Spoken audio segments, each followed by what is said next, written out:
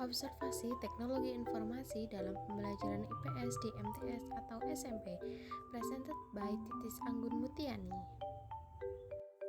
Pendahuluan teknologi informasi dalam konteks ilmu pengetahuan sosial merujuk pada penggunaan teknologi komputer dan telekomunikasi untuk mengelola, menyimpan, mengambil, dan menyebarkan informasi yang relevan dengan studi IPS. Hal ini mencangkup penggunaan komputer, internet, perangkat lunak, dan perangkat keras lainnya untuk mendukung pembelajaran dan penelitian dalam bidang IPS.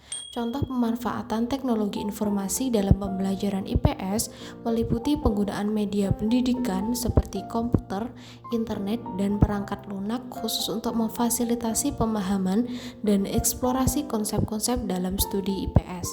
Observasi kelas adalah suatu teknik pengumpulan data dalam penelitian tindakan kelas yang dilakukan dengan cara mengamati dan mencatat kegiatan pembelajaran yang terjadi di dalam kelas. Observasi kelas bertujuan untuk memperoleh informasi tentang kegiatan pembelajaran, interaksi antara guru dan siswa, serta interaksi antara siswa dan siswa lainnya. Perizinan. Langkah pertama yang saya ambil dalam proses observasi penggunaan teknologi informasi dalam suatu kelas tersebut yakni dengan meminta izin kepada guru mata pelajaran IPS terkait observasi yang akan saya lakukan dan sedikit berbincang menyinggung bagaimana beliau memanfaatkan teknologi dalam proses pembelajarannya. Ini adalah suasana kelas dalam proses pembelajarannya.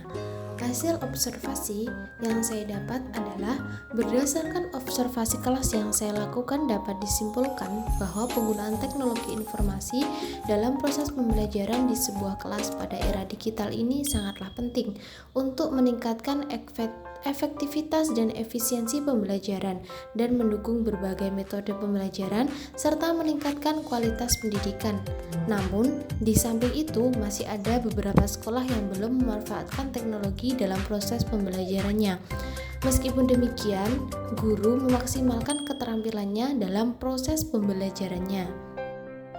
Solusi dan teori. Solusi yang saya berikan untuk hasil observasi tersebut ialah sekolah dapat melakukan pelatihan dan peningkatan manajemen terhadap pendidik dan mengatasi keterbatasan sarana prasarana media pembelajaran dengan memanfaatkan sumber daya yang ada dan mengkomunikasikan rencana pemanfaatan media pembelajaran kepada peserta didik. Hal ini dapat membantu seorang pendidik dalam proses memaksimalkan proses pembelajaran di kelas. Untuk teori yang saya gunakan, yang pertama yakni teori konstruktivisme menekankan peran guru sebagai fasilitator pembelajaran yang membantu peserta didik memahami konsep-konsep secara mandiri melalui interaksi aktif dengan materi pembelajaran. Yang kedua, teori humanistik.